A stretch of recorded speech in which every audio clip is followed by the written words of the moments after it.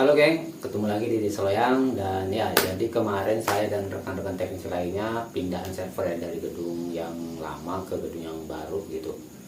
Tidak semuanya saya rekam sih, tapi ada beberapa mungkin saya akan memberikan tutorial tentang jaringan ya, jaringan, nanti ada juga PBX ya. Oke, di video ini saya akan membagikan ilmu tentang cara cramping RJ45 ya, dan nanti juga saya akan jelaskan pengkabelan UTP ini atau jaringan ini ya, dan apalagi ya, mungkin nanti saya kasih tahu juga alasannya kenapa harus pakai urutan seperti itu gitu loh, dan kenapa kita harus ikut standarisasi, dan masih banyak lainnya ya. Jadi kalau misalnya kalian ingin tahu lebih banyak, tonton terus videonya sampai habis ya. Nah, ini kabel yang mau disambungnya. Terus nah ini IT engineering kita. Oh, pakai RJ45 yang cat 5. Nah, ini kemarin ditarikin sama vendornya. Jadi Kak, kira-kira nih nggak nyampe dia ke apa namanya? Ke rak servernya gitu. Tapi sebenarnya sayang sih disambung, cuma ya mau biji mana lagi ya kan, nggak nyampe dia. Jadi kita nanti ditambahin kabel LAN kurang lebih 1 meter buat nyampe ke switch yang di raknya. Oke geng, ikutin terus videonya. Nah, ini cara cramping RJ45. Tunjukkan keahlianmu Dan. Ya guys, ini kabel, ada kabel putih oranye, ada putih coklat. Kita pisahkan bagian putih oranye sebelah kiri, putih coklat sebelah kanan.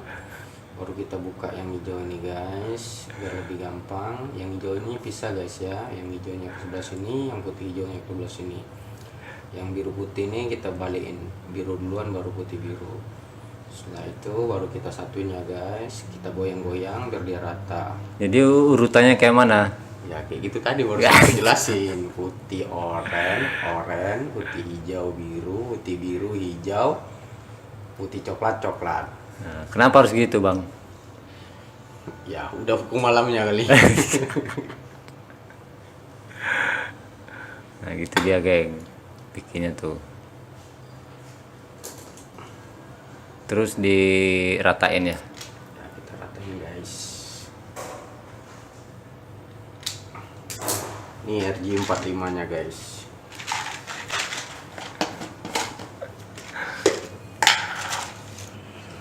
Lalu kita masukin guys, RJ45 nya guys. Masuknya sambil kita tengok ya guys, takutnya aku bolak-balik guys.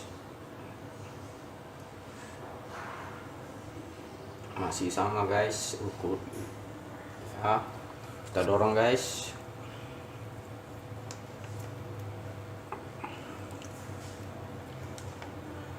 Pastikan semua kabelnya mentok di ujung sini ya guys. Oke guys. Udahlah, Cramping yang aku tunjukin. Pas aku belum mentok. belum mentok. Guys, kita mentok guys. Baru kita cramping pakai ini namanya apa namanya ini? Crampingan. Crampingan.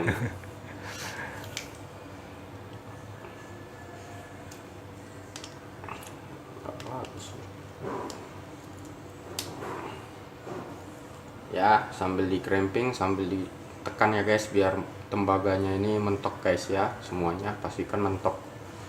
Lalu kita jepit barang ini, yang semakin kejepit dia semakin bagus guys, enak dia guys.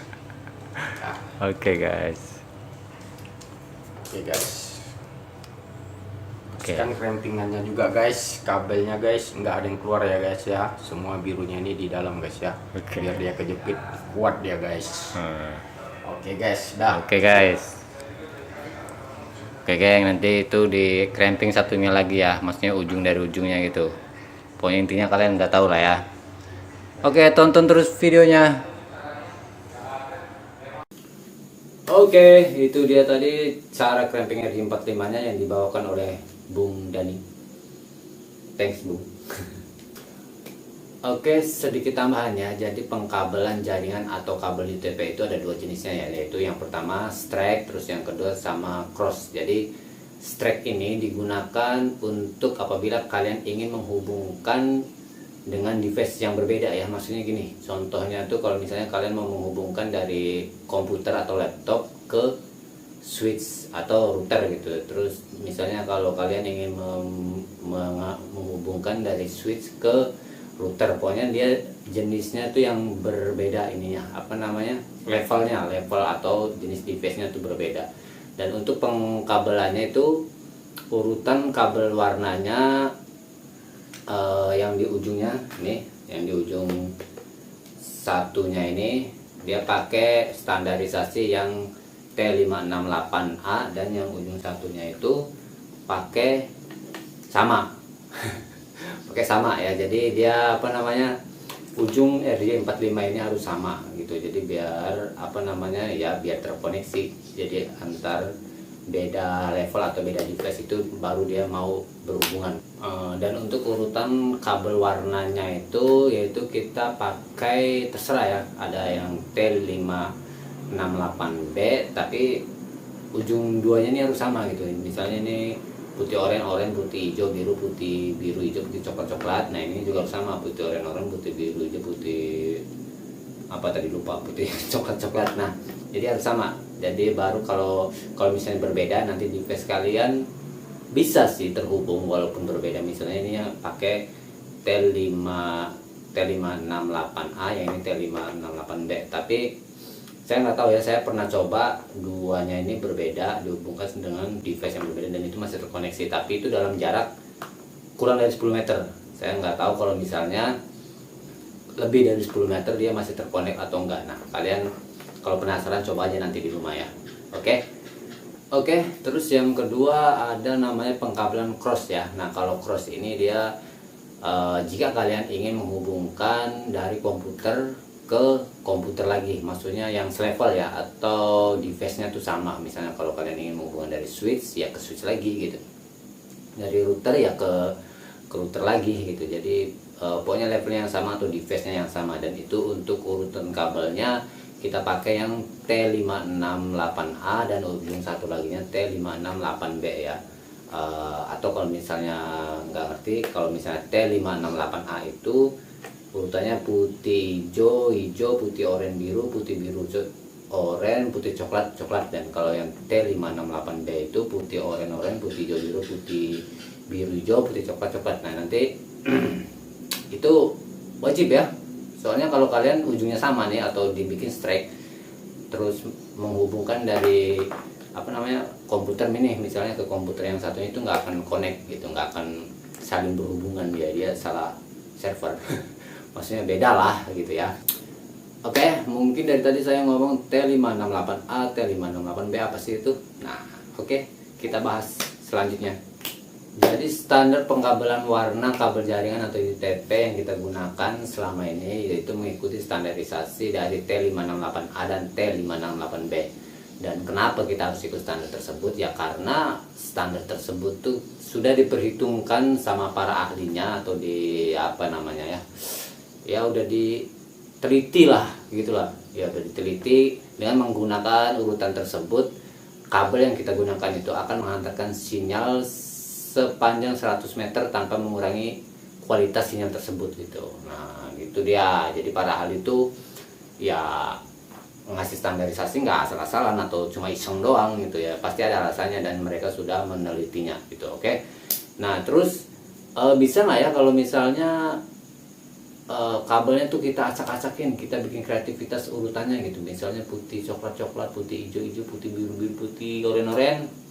Ini dalam kasus yang strike ya, yang strike gitu. Jadi urutan ujung mana, ujung satunya ini sama. Misalnya kalian bikin urutan putih oranye, putih hijau, putih biru, putih coklat, dan atau terserah kalian lah. Kalau misalnya ujungnya sama nih, bisa nggak sih mengantarkan sinyal, atau bisa nggak sih device tersebut terkoneksi? Jawabannya ya bisa, kalau kurang dari 10 meter ya, atau maksimal 10 meter.